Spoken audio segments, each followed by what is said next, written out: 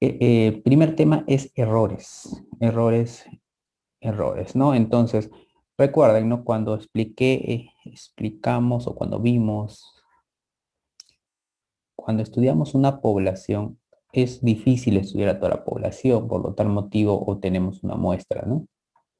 Y que a través de esta muestra queremos tratar de medir un parámetro de esta población, ¿sí? Un parámetro. Este parámetro de la población queremos nosotros tratar de alcanzar este verdadero valor de la población y el cual esta muestra obtenemos el estadístico, ¿no? El problema es que muchas veces existe errores en lo que nosotros obtenemos, ¿no?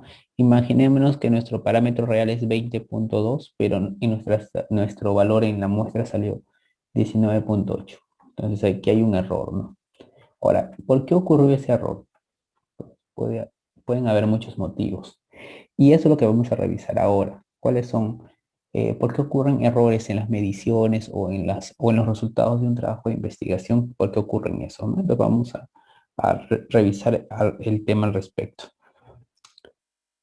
Con respecto a errores, ya les dije, hay errores. Es la diferencia en valor real y en valor obtenido, ¿no? Y tenemos dos tipos de errores, el error aleatorio y el error sistemático o también llamado sesgos, ¿no? Error sistemático y también llamado sesgos. S de sistemático, S de sesgos. El error aleatorio ocurre al azar, no es predecible, mientras que el, bueno, aparte que es al azar y no es predecible, eh, a pesar de eso se puede medir este error, se puede medir y no afecta la validez interna del estudio, ¿no? ¿Y cómo se minimiza este error aleatorio? Este error aleatorio se minimiza aumentando el tamaño de la muestra. Entonces, si de repente ustedes calcularon que su muestra su fórmula de muestreo calcularon que su muestra era, por ejemplo, 200. Entonces, esa cantidad no es lo máximo, sino lo mínimo que debes estudiar. Lo ideal es que estudies más sujetos. Si te salió 200, pues estudien 300, 400, no sé. La idea es que sea más de la cantidad mínima que han calculado con su fórmula para calcular la muestra, ¿no? Entonces, ¿cómo minimizo este tipo de error? Aumentando la muestra. Esto es muy importante. Ese es error aleatorio. Ahora, error sistemático. El error sistemático ocurre por fallo en el diseño y o en la medición de las variables que estamos midiendo, ¿no? En la investigación. Ahí es donde se introduce este tipo de error. No se puede medir, no se puede medir, que es distinto al error aleatorio. Por ejemplo, el error aleatorio podemos decir, ¿no? Ah, bueno, existe un error del 5%, un error del 2%, un margen de error del 0,5, o medir. En cambio acá no podemos medir qué tanto sesgo tiene uno, ¿no? Una investigación, entonces no se puede medir. El problema también es que afecta la validez de la investigación, tanto interna como externa. ¿A qué me refiero con validez interna y externa? Me refiero a esto. Por ejemplo, si es que ustedes realizaron una investigación para determinar algún factor de riesgo de repente en niños, por ejemplo. Quieren estudiar una enfermedad en niños, pero, eh, pero obviamente estudiar todos los niños es muy difícil. Entonces tomaron una muestra de un colegio, de un colegio. Entonces fueron a un colegio, el colegio iba a ser su población, pero esta población, obviamente el colegio era, por ejemplo, 4.000 alumnos, 4.000 niños, imagínense, un colegio bien grande, y obtuvieron su muestra que era 30 sujetos, 30 no, 300 niños, nada más. Esta era la muestra.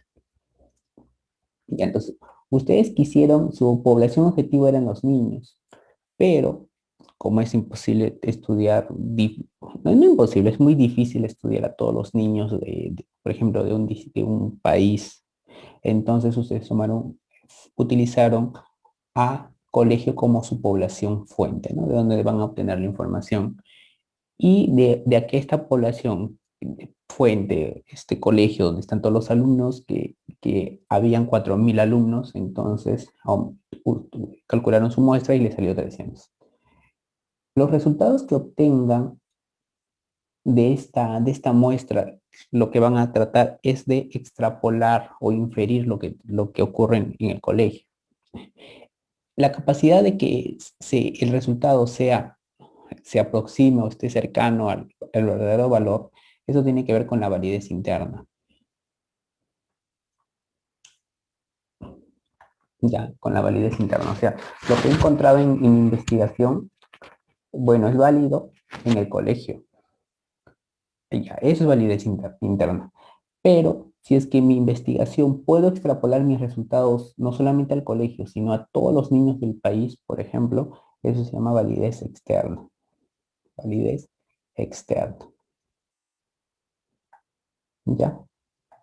Entonces, esa es la gran diferencia. Entonces, si es que nuestra investigación tiene o nuestra medición tiene sesgos o tipo de error sistemático, se afecta tanto la validez interna como la validez externa. O sea, lo que obtengo no representa ni al colegio, ni mucho menos a los niños del país, ¿no? En cambio, aquí en este caso el error aleatorio no afecta la validez interna. De repente no se puede extrapolar a todos los niños del Perú, pero de investigación solamente sirve para corroborar lo que ocurre en el colegio, ¿no? Nada más, ¿no? Esa es la diferencia entre validez interna y externa. Si de repente lo han visto y no lo sabían, ¿no? Y no se minimiza aumentando la muestra. No se minimiza aumentando la muestra. O sea, aquí la única forma es evitar de que haya fallos tanto en el diseño como en la medición. Y para eso es necesario conocer cuáles son los sesgos, ¿no? Que lo vamos a revisar también. ¿Cuáles son los sesgos, no? Los sesgos tenemos sesgo de selección, sesgo de información, y también tenemos otro grupo que también producen errores en las mediciones, que son los factores de confusión, que también vamos a revisar ahora.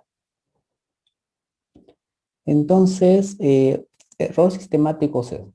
Vamos a revisar los tipos de errores sistemáticos o sesgos. El primero, como les mencioné hace un ratito, es el sesgo de selección. Y tenemos otro que es el sesgo de información. En primer lugar, el sesgo de selección, aquí los sujetos, hay una selección errónea de los sujetos de estudio. Aquí el problema es cuando selecciono erróneamente a los sujetos del estudio.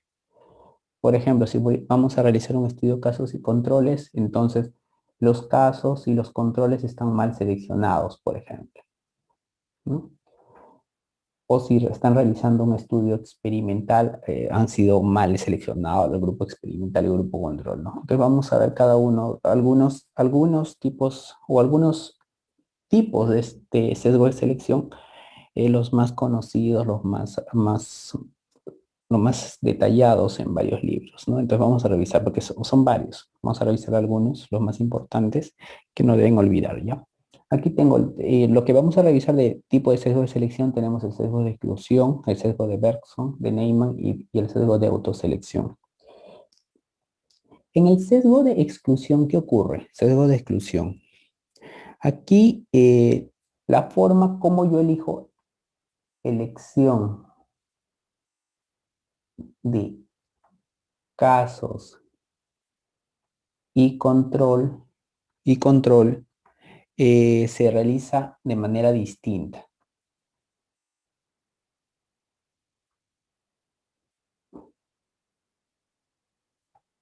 De manera distinta, lo cual ocasiona que se excluyan algunos sujetos, ¿no? O de repente en mayor proporción en casos o en mayor proporción en controles.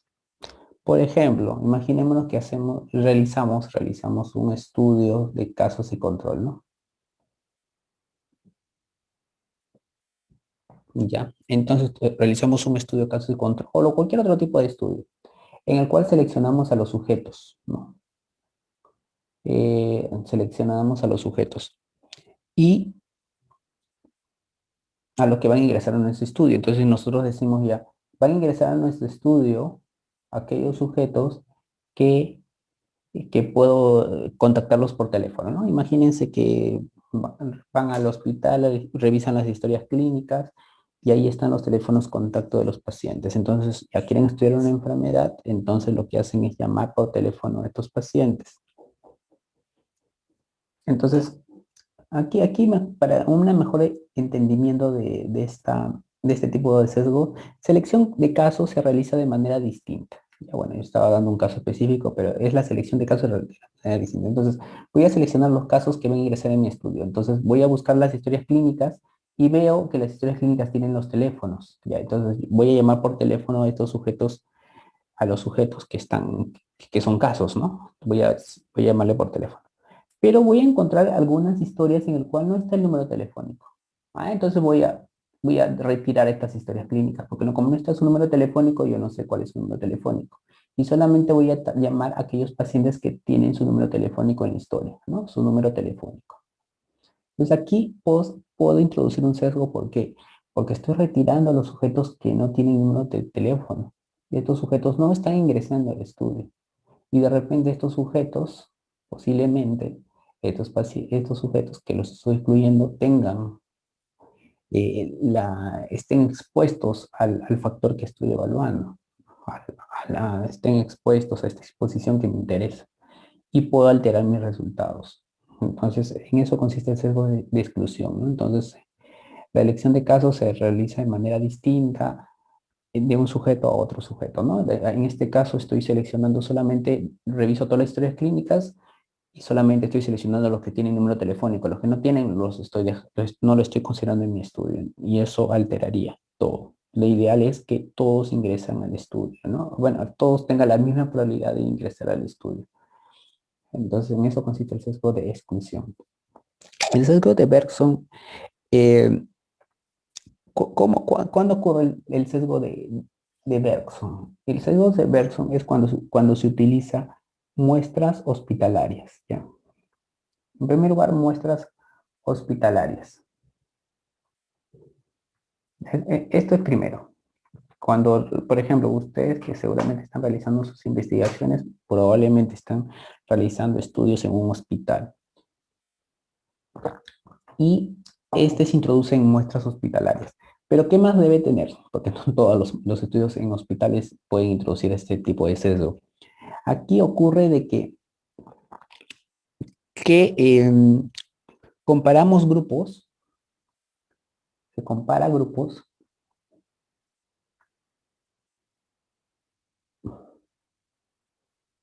con tasas de hospitalización diferente. Hospitalización distintos.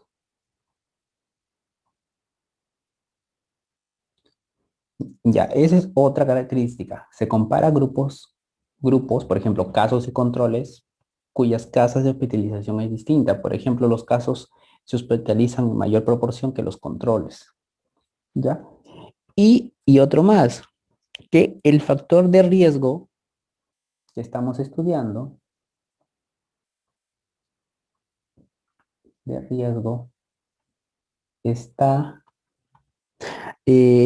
asociado, está asociado a la probabilidad de hospitalización. ¿Ya? Esas son las críticas importantes del sesgo de Bergson. Utilizo muestras hospitalarias, comparo los grupos con tasas de especialización distintos. Por ejemplo, comparo casos y controles, pero los casos tienen una tasa de especialización distinta que la de los controles. Y el factor de riesgo está asociado a la probabilidad de hospitalización. El caso conocido del sesgo de Bergson, ¿no? En un estudio se realizó una comparación, ¿no? Entre, entre dos, entre dos, eh, entre dos servicios. Por ejemplo, el servicio de oncología y el servicio de medicina. Ya, entonces lo que estudiaron fue la tuberculosis. TBC, TBC. Ya, entonces estuvieron usaron como un grupo caso las hospitalizaciones oncológicas y el grupo control en medicina, ¿no?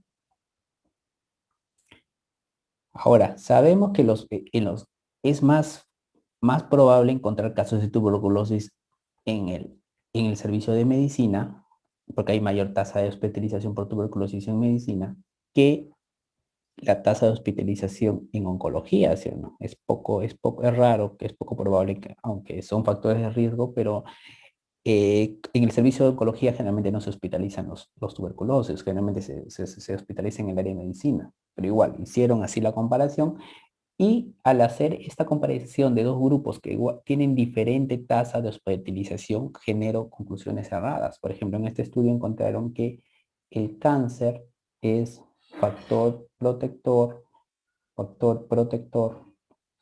de la TBC. Esto concluyeron en este estudio modelo, este estudio que siempre mencionan del sesgo de Bergman, ¿no? Eh, ¿Y por qué encontraron este hallazgo?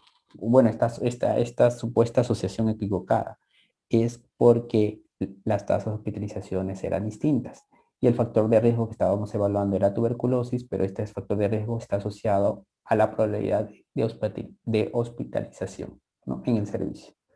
Ese es un ejemplo de un sesgo de Bergson. Ahora, el otro sesgo es el sesgo de Neyman. El sesgo de Neyman, el cual se introduce, ocurre cuando se estudia una enfermedad que produce muertes precoces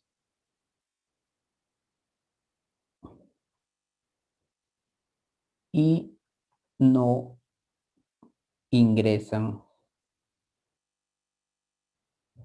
al estudio. ¿Y por qué no ingresan al estudio? Porque se murieron, pues. Como los sujetos murieron, entonces nunca ingresaron al estudio. Entonces, el sesgo de Neyman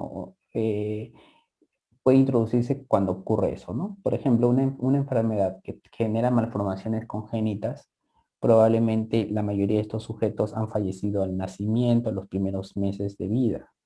Y si queremos hacer un estudio con respecto a esta enfermedad, si empezamos el estudio a la edad de 5 años, los niños de 5 años, obviamente vamos a perder varios casos porque durante ese periodo los que llegaron a 5 años solamente son aquellos que lograron sobrevivir, ¿no?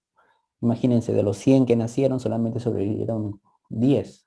Entonces solamente los 10 van a ingresar a mi estudio y los otros 90 que fallecieron, de repente ellos sí tenían el factor de riesgo que yo quería evaluar y alteran mi resultado, ¿no? Entonces ese es el sesgo de Neyman, ¿no? Estudia una enfermedad que produce muertes precoces y no ingresan al estudio. El otro sesgo es el sesgo de autoselección. Esto tiene que ver con los voluntarios. Voluntarios, ¿no? Los voluntarios. ¿Y cuál es el problema con los voluntarios? Es que los voluntarios puede que tengan intereses por los cuales quieren ingresar al estudio y pueden alterar la investigación que estoy realizando, ¿no?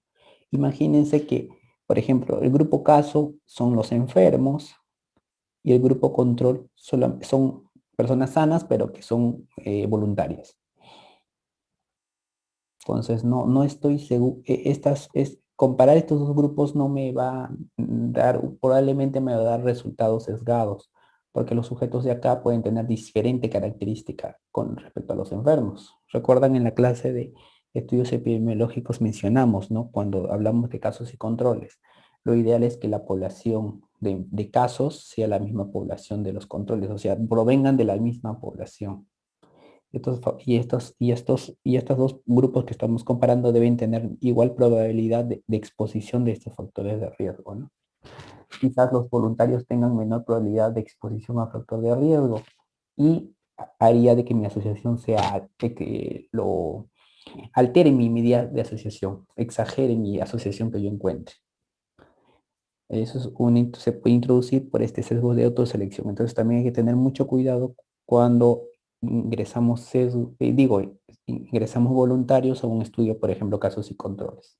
Ya, ya. Con esto hemos visto la mayor parte de los sesgos más conocidos de selección.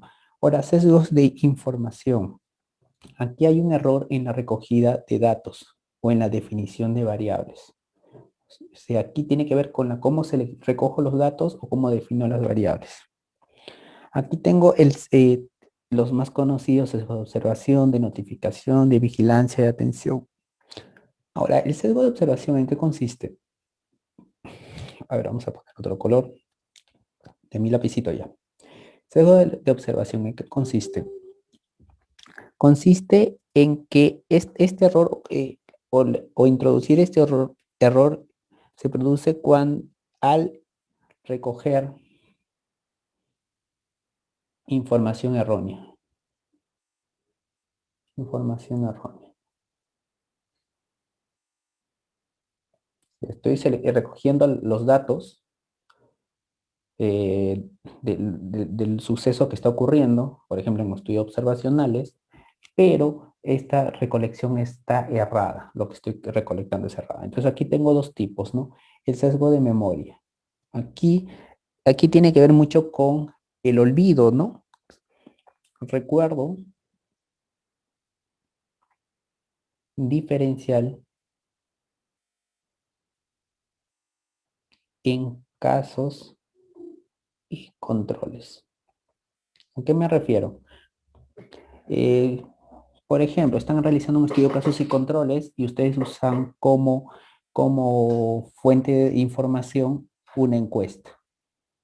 Entonces, cuando pregunta alguien a un paciente, generalmente aquellas personas que están con la enfermedad se acuerdan más de aquellos sucesos que están relacionados con la enfermedad, porque están preocupados por su salud. En cambio, las personas sanas tienden a olvidar aquellos factores que pudieron haber desencadenado si es que tuvieran la enfermedad, ¿no? O sea, las personas sanas se olvidan de todos los aspectos o todos los factores que influyeron en su vida en algún momento.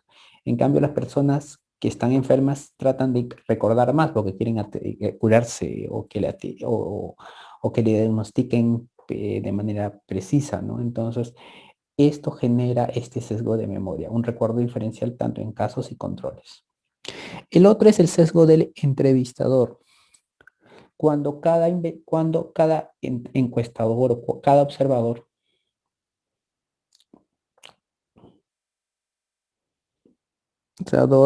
interpreta de forma distinta, ¿no?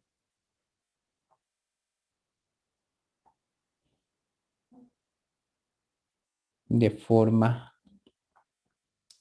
distinta el evento que está midiendo, ¿no? El evento o la variable, ¿no? O la variable que estamos midiendo lo interpreta de distinta manera, ¿no? Eso es lo que ocurre a veces cuando se realizan encuestas, ¿no? No sé si quizás sus profes de metodología les habrán dicho, ¿no? Cuando hagan una encuesta tienen que, en primer lugar, deben capacitar a sus encuestadores, porque si no van a entender mal lo que recolectan y van a tener información equivocada, ¿no? O si van a ver un equipo de recolección de datos, todos deben definir de la misma forma la variable, si no van a interpretarlo de forma distinta. Entonces, eso también se introduce este sesgo. Ahora tengo el sesgo de notificación. ¿Qué es el sesgo de notificación? Ahora vamos a poner otro colorcito ya aquí, otro colorcito. Sesgo de notificación tiene que ver con que hay veces que los casos o controles son reacios en en notificar una exposición. Notificar una exposición.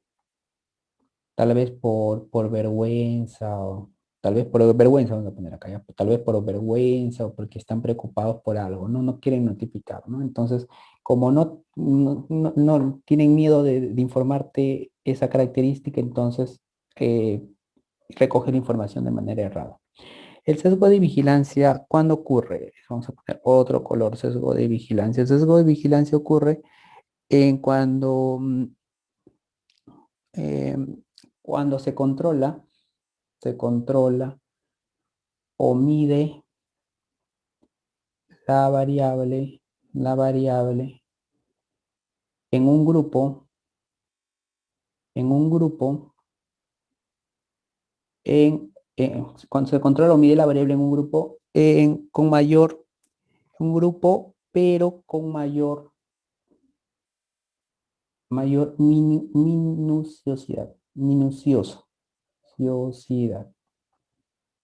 minuciosidad. O sea, se controla o mide la variable en un grupo con mayor minuciosidad. O sea, es más minucioso. Por ejemplo, hay a veces estudios y a veces uno se equivoca al investigar. Tiene su grupo caso y su grupo control. Entonces, al grupo caso los están controlando cada rato, cada día los están controlando. Al grupo control menos, ¿no? Son menos minuciosos al recoger la información. Me refiero a recoger la información. O de repente en el estudio, en el grupo experimental y el grupo control, ¿no? Al grupo experimental están tras de ellos llamándoles que les den información. En cambio, al grupo control de repente ni le das caso, de repente le mides, le pides información cada mes, cada 2 meses de repente, ¿no? Entonces aquí aquí estamos recogiendo, estamos controlando tanto a ambos grupos de manera distinta. Entonces puedo introducir este sesgo de vigilancia. A un grupo lo controlo con mayor minuciosidad, minucioso. La, la recolección de datos es más minuciosa que en el otro grupo, ¿no? Entonces puedo introducir este sesgo. El sesgo de atención, o también conocida como efecto Hawthorne, Hawthorne, Hawthorne se escribe.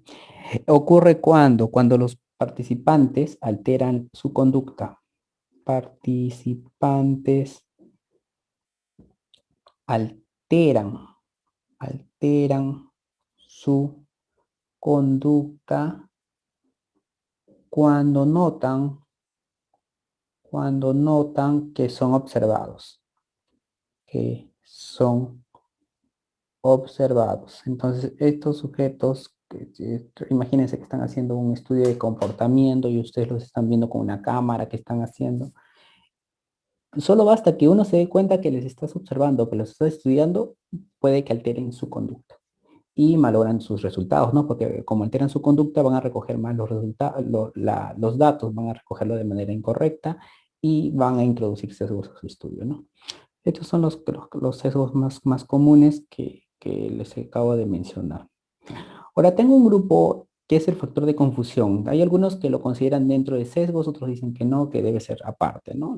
Bueno, independientemente cómo los autores lo vean, deben conocer en qué consiste el factor de confusión.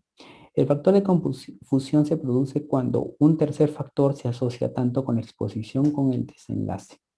Entonces tengo una exposición, la variable independiente, y el desenlace o la enfermedad, la variable dependiente. Y encontré asociación entre estas dos variables. Hay asociación, ustedes están felices, encontré asociación. Pero esta asociación ocurre, ¿por qué? Porque hay un factor que intermedió para que haya asociación. El clásico ejemplo es el estudio en el cual encontraron que el consumo de alcohol está asociado a cáncer de pulmón. Entonces, en un estudio encontraron que el consumo de alcohol está asociado con el cáncer de pulmón. Y uno piensa, ¿no? ¿Y qué tiene que ver el alcohol con cáncer de pulmón, no? Tendrá carcinógenos o sustancias que produce cáncer, ¿no? Uno dirá que en el pulmón. Entonces revisaron bien los datos y encontraron que aquellos sujetos que consumían alcohol a la vez fumaban. Y en realidad el verdadero factor que, que generaba la enfermedad era fumar y no el consumo de alcohol, ¿no? Entonces este fumar era el factor confusión. Entonces, ¿cuáles son las condiciones para que haya un factor confusión? Uno, ser factor de riesgo para la enfermedad. ¿Fumar es factor de riesgo de cáncer de pulmón? Sí. ¿Estar asociado con exposición? Claro. Aquellos que consumen alcohol a la vez fuman. También. Ahora, no ser un paso intermedio entre la exposición y la enfermedad. No es un paso intermedio, ¿no? Fumar es esta parte, ¿no? Ya, entonces todos estos influyen para que este factor sea considerado como factor de confusión. Y hay que tener mucho cuidado. A veces encontramos en nuestras investigaciones asociaciones, pero en realidad esa asociación no es real. Por ahí hay un factor de confusión ahí escondido. Hay que tener mucho cuidado. Y hay dos conceptos relacionados al tema que estamos viendo, que no hay que dejarlo de lado, que ha venido por ahí en los exámenes, que es validez y confiabilidad. Y hay que, en primer lugar, validez, y usamos este grafiquito que es tiro al blanco, ¿no? Validez tiene que ver aquel, aquel instrumento, en este caso estamos midiendo validez y confiabilidad de un instrumento, aquel instrumento el cual mide exactamente lo que propone medir. Si yo tengo un instrumento que mide la glucosa, entonces realmente debe medir la glucosa. Si supuestamente mide la glucosa y mide otra cosa, entonces no es válido este instrumento. Entonces, imagínense que el centro este es un tiro al blanco y el centro es el lugar donde quiero llegar, ¿no? Entonces, el centro es el blanco, es el objetivo. Entonces, si ustedes representan gráficamente un instrumento que es válido, entonces hagan un puntito en el centro, ¿no? Como estoy colocando acá, un puntito rojo. Este es válido, este es otra medición que es válida, otra medición que es válida. En cambio, este puntito que dibujo acá, esta medición es menos válida, o sea, no válida, no válida. Se borró mi puntito, aquí está. Este puntito no es válido. En cambio, estos que están en el centro, podemos decir que son válidos, ¿no? Podemos representar gráficamente la validez de una medición, inclusive de un estudio. La validez de un estudio tiene que ver que eh, los resultados obtenidos miden lo que realmente tenía como objetivo medir en la investigación. ¿Ya? Entonces, eso también tiene que ver. Cambio, confiabilidad tiene que ver con el grado de similitud de las mediciones que cuando realizo cuando hago la medición con mi instrumento, ¿no? Utilizo un instrumento y mido al mismo sujeto o al mismo, por ejemplo, la longitud o el peso. Si varias veces mido al sujeto y obtengo resultados similares, entonces diremos que el instrumento es confiable. Por ejemplo, imagínense que tengo una regla, ¿no? Una regla esas de metal, ¿no? No sé si habrán usado esas reglas de metal. Entonces, con esa regla de metal, ustedes miden, por ejemplo, el tamaño de una cajita. ¿Ya? Y esta cajita, según mi regla de metal, mide 5,59 centímetros. Perfecto. Pero imagínense que ya no tienen su regla de metal, se compraron una regla de plástico, que es que es de baja calidad, que con solo el calor se alarga o se achica, ¿no? Entonces, ustedes miden ese cuerpo nuevamente, el mismo cuerpo, y en la mañana midió, por ejemplo, 5,8, en la noche midió 5,5, o el día siguiente midió 6,1, entonces están midiendo, el mismo cuerpo lo están midiendo de forma distinta. Entonces podríamos decir que este instrumento tiene baja confiabilidad, ¿no? Entonces vamos a apuntar lo que les acabo de decir. Entonces validez tiene que ver, mide lo que propone medir. Ya, esto vamos a poner lo que propone medir. Vamos a borrar esto, vamos a escribirlo más arribita. Mide lo que propone medir. También se conoce a la validez como ausencia, mide la ausencia del error sistemático. ¿Ya? Representa la ausencia del error sistemático, la validez, lo que hemos visto hace un rato, error sistemático, sesgo. En cambio, confiabilidad mide el grado de similitud de las mediciones,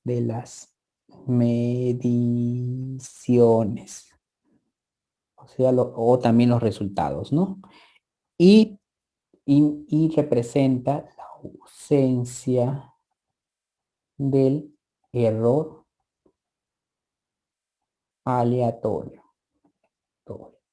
Bien, el otro tiene que ver con el error aleatorio. Entonces, ¿cómo lo represento gráficamente? ¿No? Ya les dije hace un ratito, ¿no? Por ejemplo, este estudio. Ahora, antes de ver estos ejemplitos de acá, eh, ¿cómo represento gráficamente la confiabilidad? Entonces, si es que yo mido varias veces a este cuerpo, entonces voy a obtener resultados muy similares, ¿no? Como este es una regla de buena calidad de metal, por ejemplo, ¿no? Que tal vez han usado en física, entonces los puntitos van a estar cercanos de las mediciones. En cambio, si utilizan un instrumento que es de mala calidad, entonces, por ejemplo, uno lo encontraste por acá, la otra medición lo encontraste por acá, acá, acá. Entonces los datos están muy dispersos, dispersos. En cambio, aquí están los datos más centralizados. Es alta confiabilidad, baja confiabilidad. En este estudio, por ejemplo, este estudio, este gráfico de acá, ¿qué representa? Representa alta confiabilidad, pero no tiene validez, baja validez. Validez con B grande, le he puesto con B chica. Baja validez, alta confiabilidad y baja validez. O no tiene validez. Es confiable, pero no válido. Podrías decir eso, ¿no?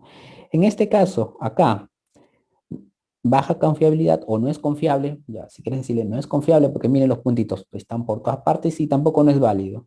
Validez es baja, ¿eh? Solo un puntito está en el centro, pero los demás están fuera. Entonces, no es confiable y no es válido. El de acá también no es confiable, poco confiabilidad y poca validez. En cambio acá es confiable y es válido. ¿Por qué? Porque los puntitos están cerca y todos están en el centro. Entonces esto es un instrumento confiable y válido. Los de acá, los del centro no son confiables y no son válidos. Y el de acá es confiable, pero no es válido. ¿Ya? Entonces esa es la representación gráfica y por ahí habrán visto una pregunta que usa estos circulitos y piden interpretarlos. Ya, entonces, recordar, ¿no? Que tengo dos tipos de errores. Aquí básicamente que tengo dos errores, ¿no? El error aleatorio y el error sistemático, ¿no? Uy, el tema. Ya, error aleatorio y el error sistemático.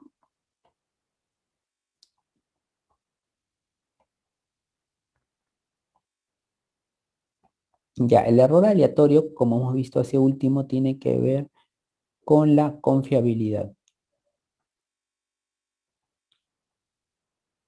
Y el error aleatorio tiene que, digo, el sistemático tiene que ver con la validez.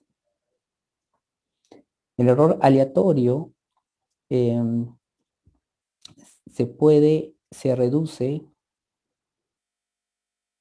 aumentando la muestra. En cambio, el error sistemático no se puede reducir aumentando la muestra. O sea, no se puede. En el error aleatorio se puede medir el error. En cambio, el error sistemático no se puede medir el error. Medir el error. ¿Y qué más hemos visto? ¿Qué más hemos visto? Bueno, esto es lo más importante que han recordado, ¿no? Que es el error aleatorio, que se reduce aumentando la muestra, se puede medir el error, ¿no? Y el error aleatorio tiene que ver eh, con eso. En cambio, el error sistemático, como les dije, tiene que ver mucho con el diseño. Diseño y recolección de información, ¿no? Recolección de datos. Si es que, si es que hago mal esta fase de la investigación, entonces mis resultados van a salir sesgados en mi investigación, ¿no? La investigación que quieran realizar. Entonces deben tener mucho cuidado con eso.